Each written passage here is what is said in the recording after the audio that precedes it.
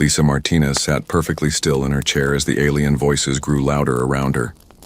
The massive council chamber of Concordia Prime stretched out like a metal cave, filled with creatures from dozens of different worlds. Some looked like walking crystals that sparkled under the bright lights. Others had tentacles that moved like angry snakes. The bird-like ones flapped their wings when they got excited, which happened a lot during these meetings. She had been Earth's ambassador for 5 years now, and every day felt the same. The aliens would argue about trade routes, mining rights, and territory disputes. They would ignore whatever humans had to say. Then they would make decisions that hurt Earth's colonies while pretending to care about fairness. Today was no different.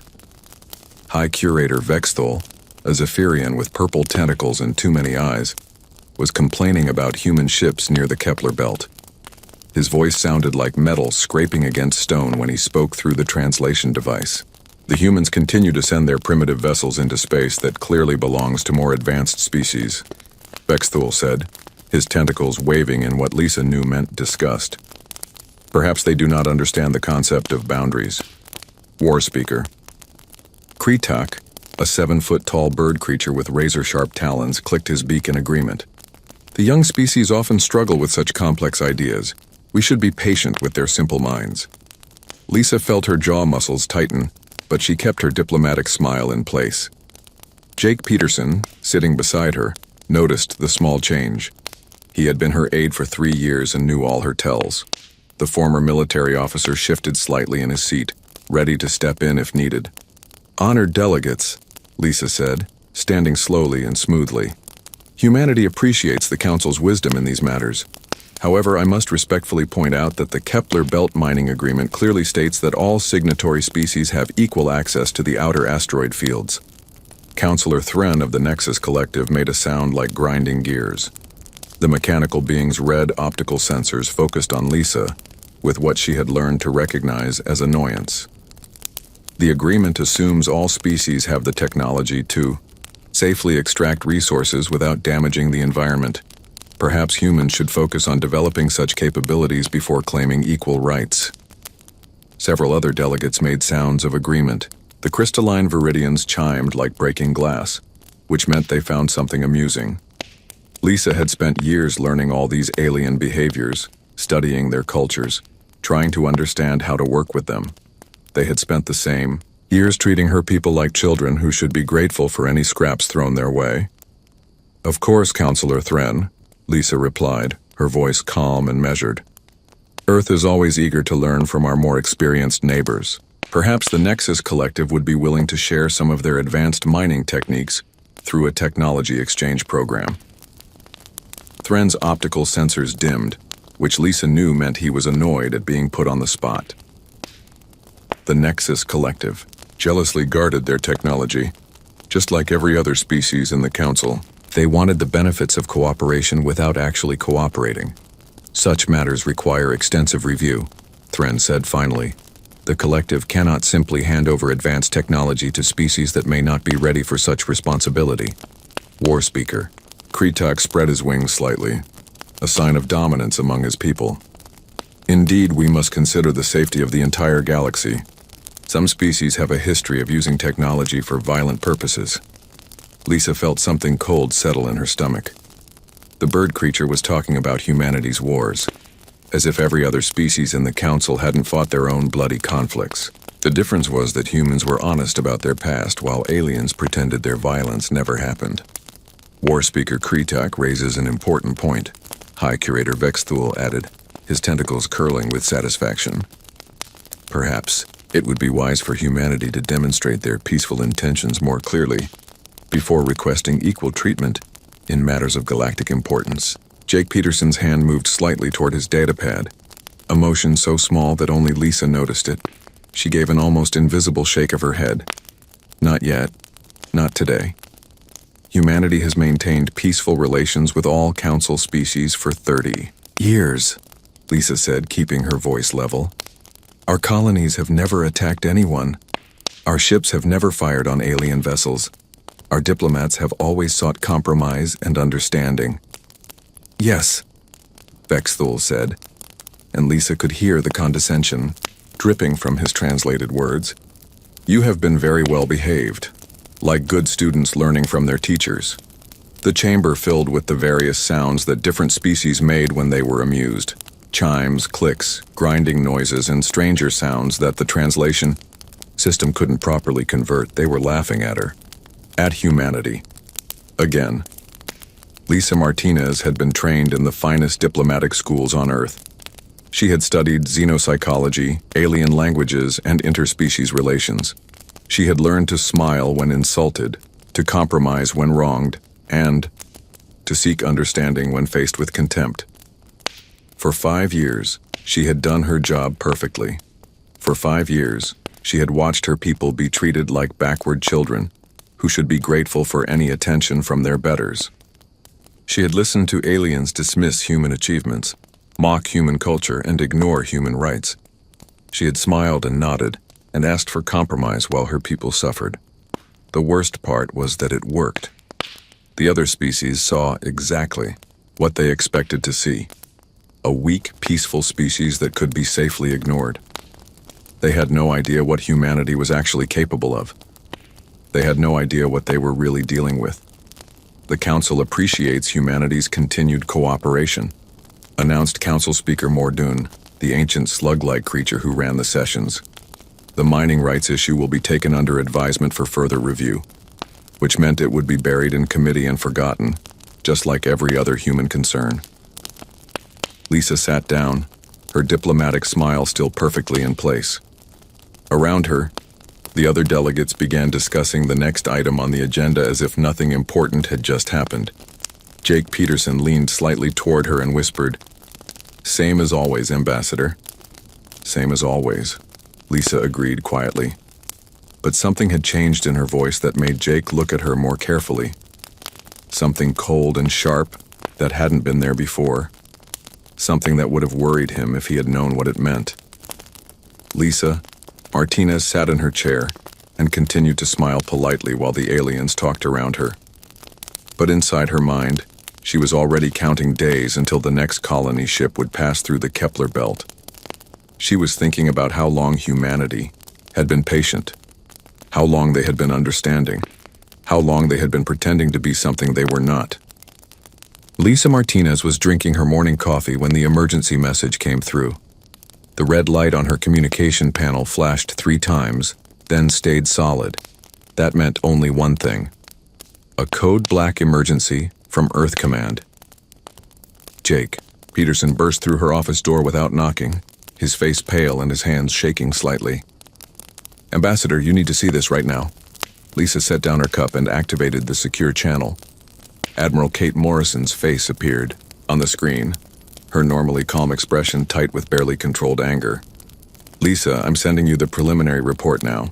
The colony ship New Horizon was attacked and destroyed 6 hours ago while passing through the Kepler belt. All hands lost. 50,000 souls." The words hit Lisa like a physical blow.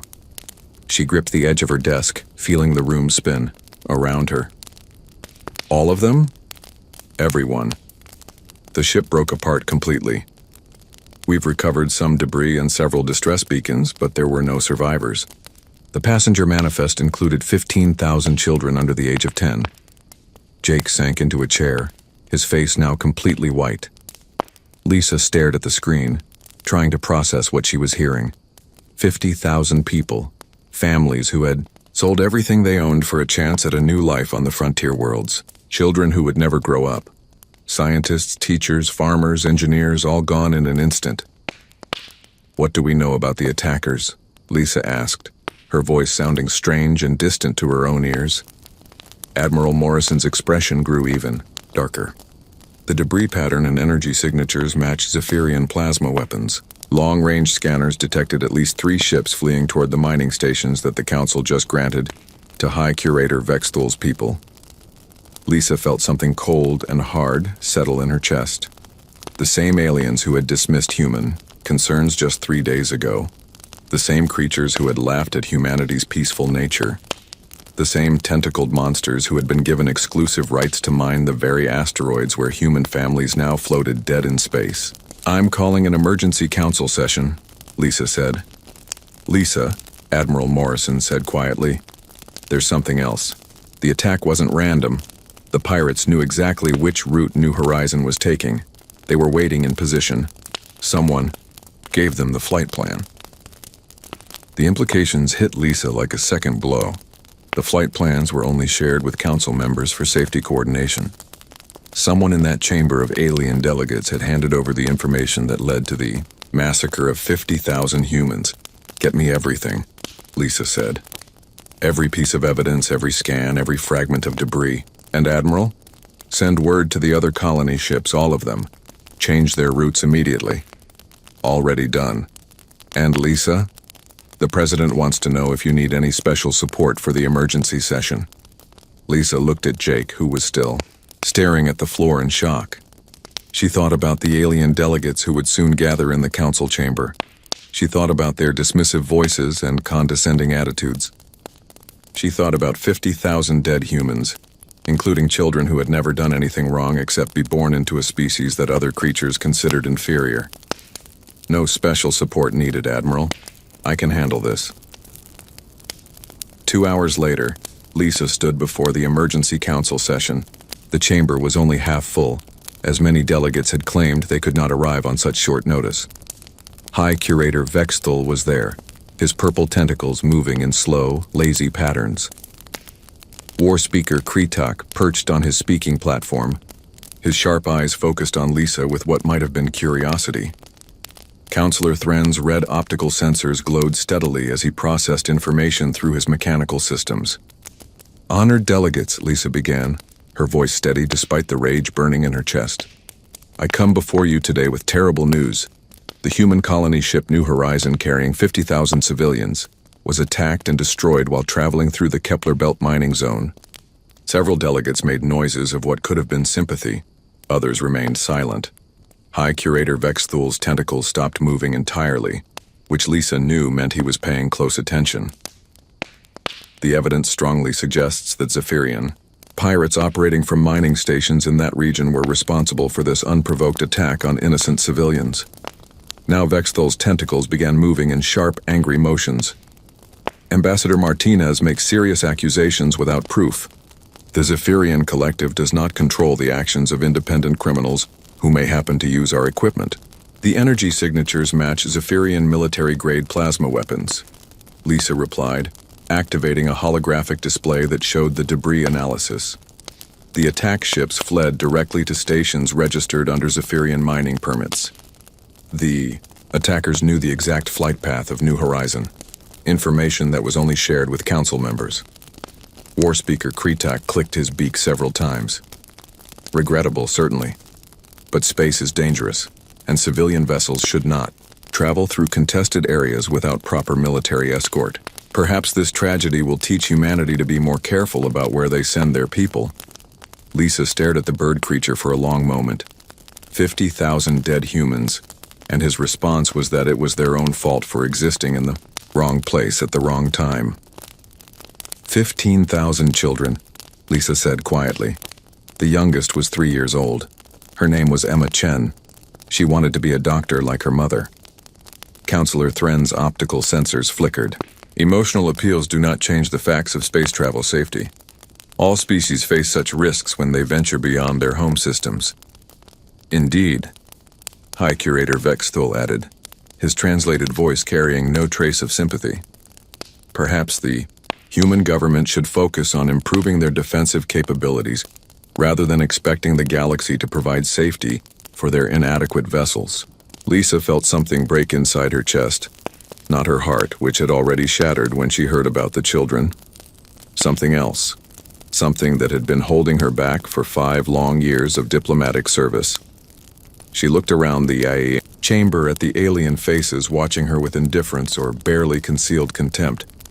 These creatures had dismissed her people for 30 years.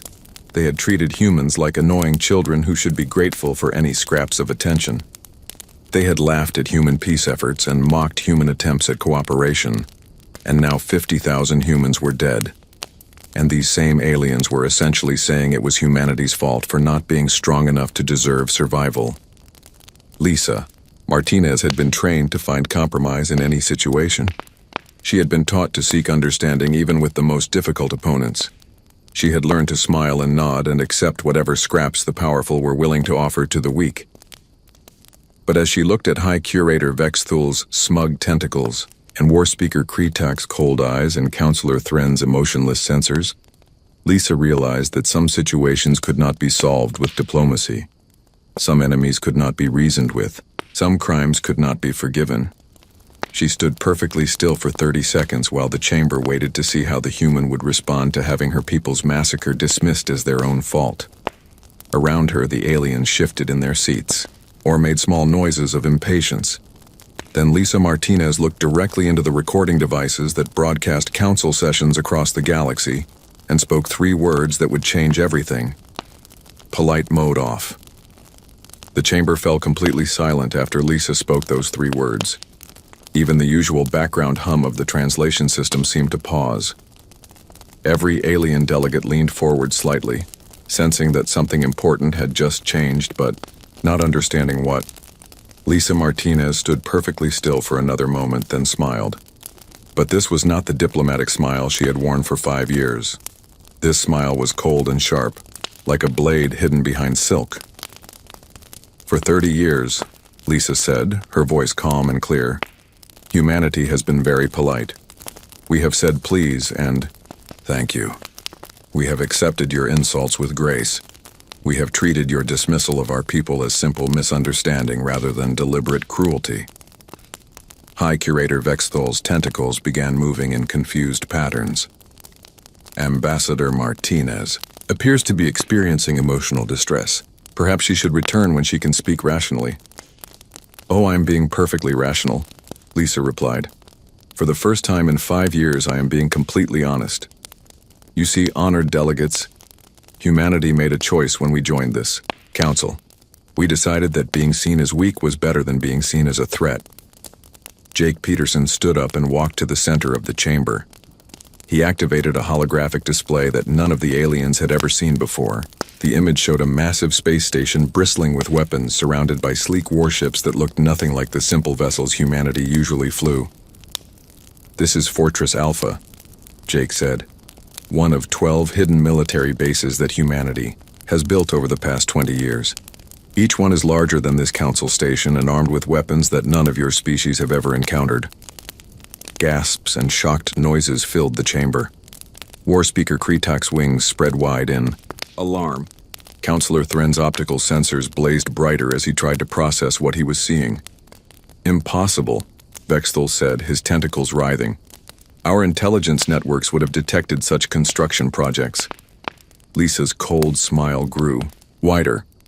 Your intelligence networks have been watching exactly what we wanted them to watch. Did you really think that a species capable of faster-than-light travel couldn't hide a few construction projects if they wanted to?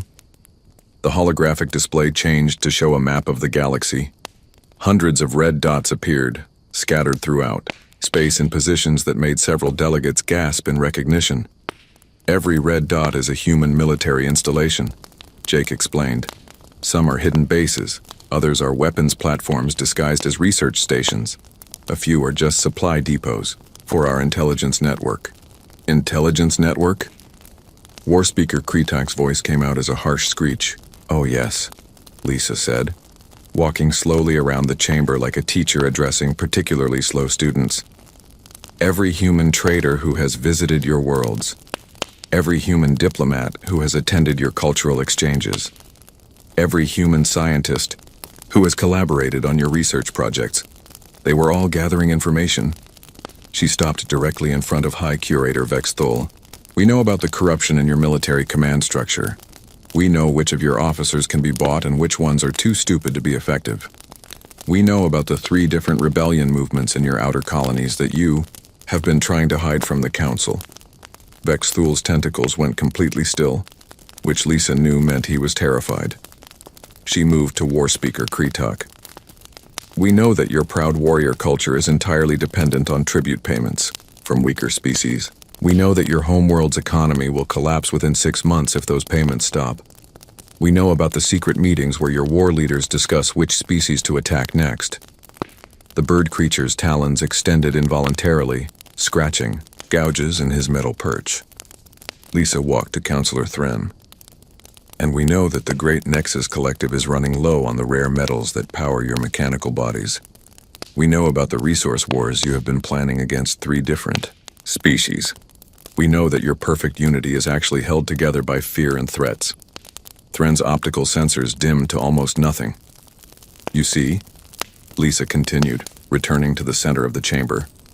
While you were all busy treating us like ignorant children, we were learning everything there was to know about each of you. Your strengths, your weaknesses, your fears, your plans, your dirty secrets. The holographic display changed again, showing detailed military analyses of each major species. Ship counts, weapon capabilities, supply lines, command structures, all laid out with frightening precision. This is what humans do, Jake said. We study. We learn. We prepare. And most importantly, we remember every insult, every dismissal, every moment of contempt. But why? Asked Council Speaker Morden, the ancient slug creature's voice shaking. Why hide your true nature? Why pretend to be weak? Lisa looked at him with something that might have been pity. Because we learned from our own history. When strong species announce their strength, everyone else bands together to destroy them. But when they think you are harmless, they ignore you until it is too late. You have been planning this deception for 30 years? Vexthul asked. Not deception, Lisa corrected. Strategy. Everything we told you was true. Humans do prefer peace to war. We do believe in cooperation and understanding. We do want to build a better galaxy for everyone. Her expression hardened. But we also learned that some people mistake kindness for weakness. They think that because we choose not to hurt them, it means we cannot hurt them. They are wrong. The chamber erupted in panicked conversations as delegates began talking urgently among themselves. Some were already sending emergency messages to their home governments. Others were calculating how quickly they could get their fleets into defensive positions. The attack on New Horizon proved that our peaceful approach has failed, Lisa announced, her voice cutting through the chaos. 50,000 civilians are dead because we tried to work within your broken system. Because we trusted that rational beings would eventually choose cooperation over cruelty. She gestured to the holographic displays surrounding the chamber. But you are not rational beings. You are bullies who mistake restraint for inability. You think that because humans smile and compromise, it means we have no other options. Jake activated another display, this one showing real-time positions of human ships throughout the galaxy. The aliens stared in horror as they realized that humanity had vessels within striking distance of every major world, every trade route, every military installation. We are done being polite, Lisa said. We are done accepting your insults and dismissals. We are done pretending that your contempt for human life is just a cultural misunderstanding. She looked directly at High Curator Vexthul. The pirates who killed our people came from your territory. They used your weapons. They had information that only came from this council. You will find them and turn them over for justice, or we will come and get them ourselves. You cannot threaten the sovereignty of council member species, War Speaker. Kreetok protested. I am not threatening anything, Lisa replied calmly. I am explaining reality. The old system where humanity begged for scraps of respect while you ignored our basic rights is over. The new system starts now. She activated her own communication device and spoke clearly. Admiral Morrison, this is Ambassador Martinez. Execute Phase 1. Across the galaxy, human ships that had been disguised as cargo vessels and research platforms suddenly activated military-grade sensors and weapon systems. Trade routes that had been protected by alien patrols found themselves under human control. Strategic positions that had seemed unimportant were revealed as key military assets. Humanity is withdrawing from the Galactic Council, Lisa announced, as alarms began sounding throughout Concordia Prime. All treaties and agreements are void as of this moment. What happens next depends entirely on how quickly you learn to treat us with the respect that 50,000 dead civilians deserved. The alarm stopped ringing after 10 minutes, but the chaos in the council chamber continued. Delegates were shouting into communication devices in dozens of different languages. Some were trying to contact their home governments. Others were, demanding explanations from their military commanders about how human ships had appeared in their space without warning. Lisa Martinez stood calmly in the center of it all, watching the panic with the same cold smile she had worn since declaring that humanity's polite mode was off. Jake Peterson remained beside her, occasionally updating the holographic displays to show new information as reports came in from across the galaxy. "Order!" Council Speaker Morden finally bellowed, his ancient voice cutting through the noise. "This session will come to order immediately." The various delegates slowly settled back into their seats, but Lisa could see the fear in their eyes. Even War Speaker Kretak, who belonged to a species that prided itself on courage in battle, kept his wings folded tightly against his body in a defensive posture. "Ambassador Martinez," Morden said, his voice shaking slightly, "what you have revealed today changes nothing about galactic law. The Council has procedures for addressing grievances. You cannot simply abandon the system that has maintained peace for centuries." Lisa laughed, and the sound made several aliens flinch. "Peace? You call this peace? Tell me, Council Speaker, how many smaller species have been wiped out by stronger ones while this Council maintained your version of peace? How many colonies have been raided by pirates operating from the territory of Council members? How many trade disputes have been settled by forcing weaker species to accept whatever terms the powerful decided to offer?" She gestured toward the displays showing human military positions. "This is not peace. This is a protection racket where the strong take whatever they want and the weak are told to be grateful for whatever scraps remain." High Curator Vexthul had been silent since Lisa revealed humanity's knowledge of Zephyrian corruption, but now his tentacles began moving in angry patterns. "Even if your accusations have merit, you cannot hold the entire galaxy hostage because of the actions of a few criminals." A few criminals. Lisa's voice became dangerously quiet. "Let me tell you about these few criminals, High Curator. In the past 5 years alone, ships flying under Zephyrian registry have attacked 17 different human vessels. Each time we filed formal complaints with this council. Each time we were told that the Zephyrian government could not be held responsible for the actions of independent pirates." Jake activated a new display showing incident reports and casualty lists. 837 dead humans, all killed by pirates using Zephyrian weapons operating from Zephyrian bases, selling their stolen cargo in Zephyrian markets, Lisa continued, her voice growing colder with each word. "And what did this council do? Nothing. You told us that space was dangerous, and humans should accept the risks of travel. You suggested that we hire Zephyrian security companies to protect our ships from Zephyrian pirates. You treated murder and theft as acceptable business practices." War Speaker Kretak tried to interrupt. "The Talaxian military has offered protection services to many species. We cannot be expected to provide free security to every merchant vessel in the galaxy." "Protection services," Lisa repeated. "You mean extortion. Pay the Talaxian military or suffer attacks from pirates who happen to avoid Talaxian ships. Another coincidence, I suppose." The holographic display changed to show shipping records and attack patterns. The evidence was overwhelming.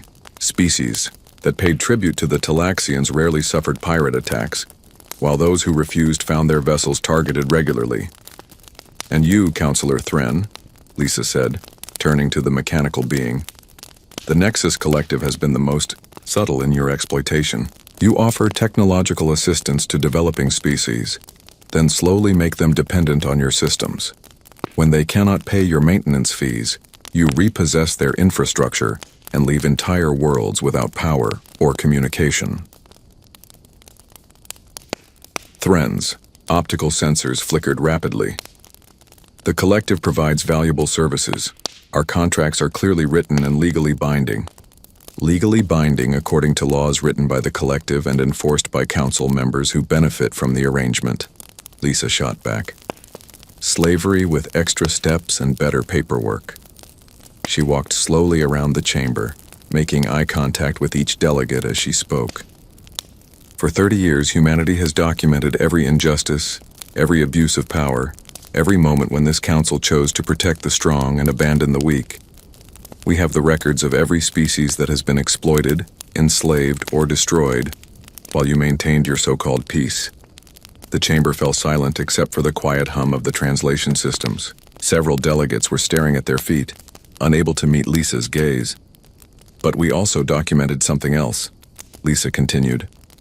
We learned that most of you are not actually as strong as you pretend to be. Your military advantages depend on weaker species being too scattered and frightened to work together. Your economic dominance requires victims who have no other options. Jake brought up a new display showing detailed economic analyses. The Zephyrian economy depends on stolen goods making up 30% of their gross domestic product. The Talaxian military cannot function without tribute payments from 12 different species. The Nexus Collective requires rare metals from conquered worlds to maintain their mechanical bodies. Strip away the victims and your entire system collapses, Lisa said. Which is exactly what humanity is going to do. She activated her communication device again. Admiral Morrison, execute Phase 2. Across the galaxy, human ships began broadcasting on all frequencies. The messages were simple and direct. Any species currently being exploited by council members could request immediate protection from the human fleet. Pirates operating from council territory would be hunted down and destroyed. Trade routes would be secured by human patrols, free of charge. Within minutes, responses began flooding in. Dozens of smaller species that had suffered under the current system immediately requested human assistance. Several worlds announced they were breaking their contracts with the Nexus Collective. 3 different species declared they would no longer pay tribute to the Talaxian military. You are destroying the stability of the galaxy, Mordoon protested, his ancient voice cracking with strain. No, Lisa replied firmly. We are destroying a system built on exploitation and fear. What we build to replace it will actually be stable, because it will be based on justice instead of oppression. She looked directly at the recording devices broadcasting the session across the galaxy. Humanity makes this offer to every species watching this transmission. We will protect you from bullies and pirates. We will trade with you fairly and honestly. We will share technology and knowledge freely. We will treat you with the respect that every sapient species deserves. Her expression hardened as she looked back at the council delegates. But we will also defend ourselves and our allies with every weapon at our disposal. The days when you could murder human civilians and face no consequences are over. The days when you could dismiss our concerns and ignore our rights are finished. High Curator Vextel's tentacles writhed in desperation. You cannot simply remake the galaxy according to your wishes. There are procedures, laws, traditions that have existed for millennia. Your procedures protected murderers and thieves, Lisa said. Your laws benefited the strong at the expense of the weak. Your traditions were built on the suffering of those who had no voice in this chamber.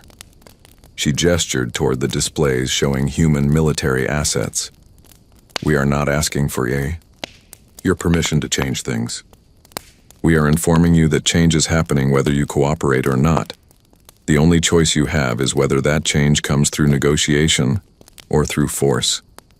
The chamber erupted in panicked voices as delegates realized that humanity was not bluffing. They had the military power to back up their demands and the intelligence network to know exactly where to strike. More importantly, they had already begun turning the victims of the old system into allies of the new one. Lisa, Martinez looked around the chamber one final time, taking in the fear and confusion on every alien face. For 5 years, she had stood in this same spot and begged these same creatures to treat her people with basic decency. For 5 years, she had been ignored, dismissed, and insulted. Now they were all hanging on her every word, terrified of what humanity might do next. The old system is dead, she announced. What we build to replace it will be better for everyone except those who profited from cruelty. Choose your side carefully, because we remember who our friends are. 6 hours after Lisa Martinez declared humanity's polite mode off, the galaxy looked completely different. Trade markets crashed as investors realized that human-controlled shipping routes were now closed to species that had supported the old system. Military commanders across dozens of worlds stared at tactical displays showing human ships in positions they had never expected. The first species to test humanity's resolve was the Talaxian military. War Speaker Kretak had left the council session in fury. His wings spread wide in a display of aggression. Within 3 hours, he had ordered the 5th Talaxian fleet to break the human blockade around Nexus Prime, a wealthy trading world that had been paying tribute to his people for decades. Admiral Kate Morrison watched from the bridge of the human flagship Retribution as 15 Talaxian warships approached her defensive positions. The bird-like aliens flew in their traditional attack formation, designed to intimidate enemies with displays of coordinated aerial maneuvers. Incoming transmission from the Talaxian Fleet Commander, reported Lieutenant Ben Parker, the communications officer. Put him through, Morrison said calmly. War Speaker Kretak's harsh voice filled the bridge. Human vessels, you are trespassing in Talaxian space. Withdraw immediately or face the consequences.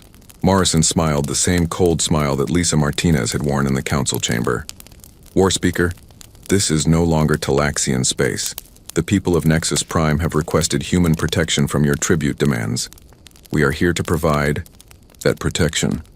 The Nexus Prime government signed a legal contract with the Talaxian Confederacy. We are here to enforce our legitimate business interests. Your contract was signed under threat of military action, Morrison replied. That makes it extortion, not a business arrangement. You have 10 minutes to leave this system peacefully. Kretak's screech of rage came through the speakers clearly. Foolish humans, you face the elite 5th Fleet, veterans of 100 battles. Your pathetic ships will be scattered like dust before our superior tactics. Morrison nodded to her weapons officer. Mr. Collins, show them what superior tactics actually look like. The engagement lasted exactly 4 minutes and 17 seconds. The Talaxian ships had been built for intimidation and traditional fleet combat. The human vessels were smaller but faster, equipped with weapons that the bird-like aliens had never encountered. When the brief battle ended, 3 Talaxian ships were drifting powerless in space and the rest were fleeing toward their home territory. War Speaker Kretak's personal flagship was among the damaged vessels. Morrison opened a channel to his ship. War Speaker, your vessel is disabled but intact. We are transmitting coordinates for the nearest neutral system where you can make repairs. When you get home, please inform your leaders that humanity is very serious about our new policies. The response was a string of what the translation system marked as extremely offensive language. Meanwhile, High Curator Vex Thul was discovering that the Zephyrian pirates who had attacked New Horizon were no longer beyond human reach. 3 hidden human bases activated simultaneously in Zephyrian space, their long-range sensors immediately locating the pirate ships that had been hiding in the asteroid fields. The pirates had grown comfortable over the years, knowing that their government would protect them from any consequences. They were not prepared for human strike teams that appeared without warning and disabled their ships with surgical precision. Captain Lisa Chen, no relation to the ambassador, led the assault team that captured the pirate leader responsible for the New Horizon massacre. The tentacled creature was dragged from his command chair and found himself face to face with a human soldier whose eyes burned with controlled fury. You killed 50,000 innocent people, Chen said quietly. 15,000 of them were children. You are going to answer for every single death. The pirate babbled something about diplomatic immunity and government protection. Chen ignored him and activated her communicator. Admiral Morrison, this is Strike Team Alpha. Primary target secured. All pirate vessels in this system have been disabled or destroyed. We're ready for pickup. Across the galaxy, similar scenes played out as human forces moved with coordinated precision. The intelligence network that had been gathering information for 30 years now guided military operations that dismantled criminal organizations the Council had ignored for decades. But the most dramatic change came from the species that had been victims of the old system. Within hours of humanity's broadcast, 17 different worlds declared their independence from various forms of alien control. The Nexus Collective found their carefully constructed contracts being torn up by populations that suddenly had protection from retaliation. On the mining world of Kepler-7, workers who had been forced to extract rare metals for mechanical beings celebrated in the streets as human ships arrived to enforce their declaration of freedom. The collective had kept the population in debt slavery for generations, but now their victims had allies with bigger guns. Council Speaker Morden tried to maintain some semblance of order by calling another emergency session, but half the delegates refused to attend. Those who did show up were met by an empty chair where Lisa Martinez used to sit. She had returned to Earth, leaving behind only a simple message. Humanity no longer recognizes the authority of this council. Future communications should be directed to our new embassy on Terra Station. Terra Station was a massive human facility that had appeared overnight in neutral space, armed to the teeth and broadcasting an open invitation to any species seeking fair treatment and honest trade. Within days, it was surrounded by ships from dozens of worlds that had never been welcome in the old council chambers. Jake Peterson stood on the observation deck of Terra Station, watching the steady stream of alien vessels arriving to meet with human negotiators. Many belonged to species so small or weak that the Galactic Council had never bothered to acknowledge their existence. Strange how the galaxy looks bigger when you stop letting bullies decide who gets to participate, he said to Captain Rodriguez, the station's commanding officer. The ambassador was right, Rodriguez replied. Peace built on oppression isn't really peace at all. It's just delayed violence. On Earth, Lisa Martinez sat in her new office as Director of Galactic Affairs reading reports from across human space. The transition was not without problems. Some species were trying to form alliances against humanity. Others were demanding impossible concessions in exchange for cooperation. A few were testing human resolve with minor provocations. But the overall picture was encouraging. Trade was flowing more freely than it had in decades. Piracy had dropped to almost nothing, as human patrols made the practice too dangerous to be profitable.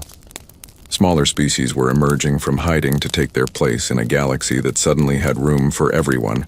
Admiral Morrison's face appeared on Lisa's communication screen. The Talaxian Confederacy has requested a meeting to discuss new trade agreements. They're offering to recognize the independence of all worlds currently under human protection. What about their tribute system? They claim it was always voluntary and they're perfectly willing to renegotiate all existing contracts. Lisa smiled. It was not the cold smile she had worn in the council chamber, but something warmer and more genuine. How generous of them. Schedule the meeting for next week. Make sure representatives from all the affected worlds are included in the negotiations. And the Zephyrian Collective? They've turned over the pirates responsible for New Horizon and are requesting permission to establish diplomatic relations with our new alliance. I think we can work with them, as long as they understand that the old rules no longer apply. Lisa looked out her office window at the stars beyond Earth's atmosphere. Somewhere out there, the Galactic Council was probably still meeting, still trying to maintain their grip on a system that had already slipped through their fingers. They would adapt eventually, or find themselves completely irrelevant. Jake Peterson's voice came through her communicator. Director Martinez, we're receiving requests for membership in the Human Alliance from 43 different species. Should I start processing the applications? Lisa leaned back in her chair and considered the question. 30 years ago, humanity had joined the galactic community as supplicants, grateful for any acceptance they could find. Now they were being asked to lead a new alliance based on principles they had learned the hard way: respect, fairness, and the understanding that kindness was not weakness. Start with the applications from species that were oppressed under the old system, she said. They understand the value of what we're building here. And Jake? Yes, Director? Make sure our people remember why we did this. It wasn't about power or revenge. It was about making sure no other species has to watch their children die while bullies call it the price of peace. Lisa Martinez looked at the reports spread across her desk, each one representing a world that was free to choose its own destiny for the first time in generations. The galaxy was far from perfect, but it was better than it had been that morning, when 50,000 humans floated dead in space. And sometimes making things better was enough.